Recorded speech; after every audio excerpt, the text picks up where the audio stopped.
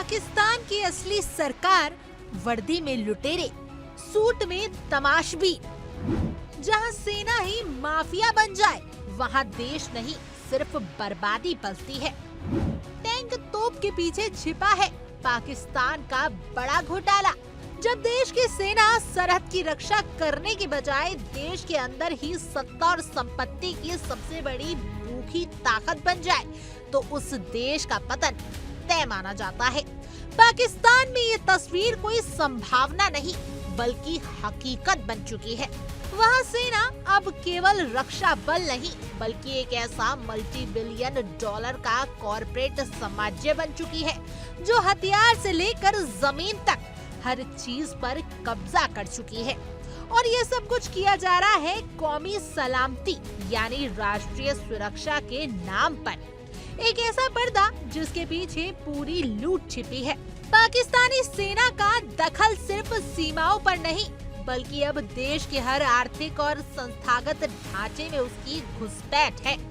सबसे पहले बात करें हथियारों की खरीद की, तो ये काम पाकिस्तान में पूरी तरीके से अपारदर्शी, संदिग्ध और दलाली से भरा हुआ है। जहाज, टैंक, मिसाइलें, फाइटर जेट से लेकर गोलियों तक की खरीद फिरोख्त में बिचौलिए करोड़ों रुपए की रिश्वत खा जाते हैं। और इन बिचौलियों में कौन होता है? खुद सेना के रिटायर्ड जनरल्स, रक्षा विभाग के अफसर और सरकारी ठेकेदार। यानी सूट की पूरी चैन सेना के अंदर से ही निकलती है। कराची के कुख्यात अगोस्टा पनडुब्बी घोटाले को कौन भूल सकता है, जहां करोड़ों डॉलर की खाई गई और मामला अंतर्राष्ट्रीय शर्मिंदगी में बदल गया।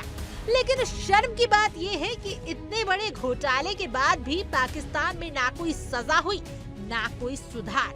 आज भी वही खेल जारी है, सिर्फ नाम और सौदे बदलते हैं, लेकिन लूट का सिस्टम वैसा ही है। सेना की ये भूख अब सिर्फ हथियारों तक सीमित नहीं रही, अब वो रियल एस्टेट माफिया बन चुकी है। डिफेंस हाउसिंग अथॉरिटी और मेहरिया फाउंडेशन जैसी संस्थाओं के जरिए पाकिस्तानी सेना ने पूरे देश की कीमतें जमीनों पर कब्जा लिया है। और बहरिया फाउंडेशन जैसी संस्थाओं के जरिए पाकिस्तानी सेना ने पूरे देश की कीमती जमीनों पर कब्जा कर लिया है।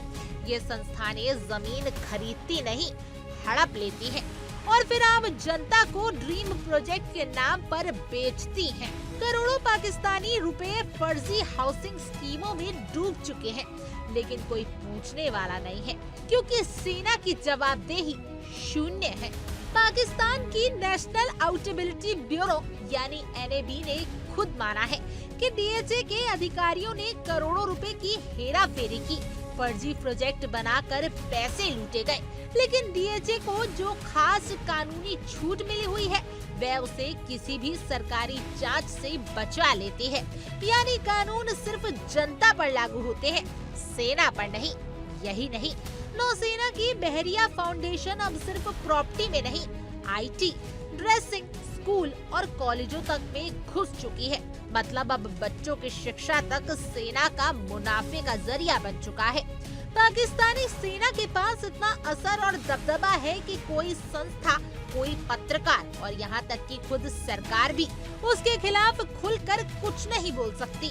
अगर कोई घोटाला सामने आता भी है तो उसे अंतर्राष्ट्रीय सुरक्षा का मामला बताकर दफन कर दिया जाता है, फाइलें बंद कर दी जाती हैं, जांच अधूरी छोड़ दी जाती है और मीडिया को चुप करा दिया जाता है। सवाल पूछने वालों को देशद्रोही करार दिया जाता है। और यही कारण है कि पाकिस्तान में सेना के खिलाफ बोलना किसी गुनाह से कम नहीं है। असल में पाकिस्तान की सेना अब सिर्फ एक रक्षा संस्था नहीं बल्कि एक पूरी व्यवस्था को निगल चुका कॉर्पोरेट राक्षस बन चुका है। वहाँ लोकतंत्र, कानून, जवाबदेही ये सब सिर्फ किताबों में बचे हैं। जमीनी हकीकत ये है कि सेना ने हथियार, जमीन, शिक्षा, व्यापार, मीडिया और यहाँ तक कि सरकार को भी अपने हाथों की कठपुतली बना दिया है। जनता जो टैक्स देती है वही पैसा हथियारों के नाम पर लूटा जाता है और जब वही जनता सवाल पूछती है तो उसे गुमराह, गद्दार और मुंह बंद करने वाला नागरिक बना दिया जाता है। पाकिस्तान की आर्थिक हालत पहले ही खस्ता हाल है, महंगाई चरम पर है, IMF के कर्ज से देश दबा पड़ा है, लेकिन सेना की जमीनों, गाड़ियों, कॉलोनियों और विदेशी दौरे पर कोई असर नहीं पड़ता। वजह साफ है, सेना वहाँ सिर्फ एक संस्था नहीं बल्कि सत्ता की असली मालिक है, और जब यही व्यवस्था कायम है, पाकिस्तान लोकतंत्र एक मजाक और जनता एक मूर्ख तमाशबीन बनी रहेगी। खैर, आपकी इस पूरी खबर को जानने के बाद क्या कुछ राय है, हमें कमेंट करें और जरूर बताएं। और ऐसी और तमाम जानकारी के लिए आप इंडिया डेली को सब्सक्राइब कर लीजिए।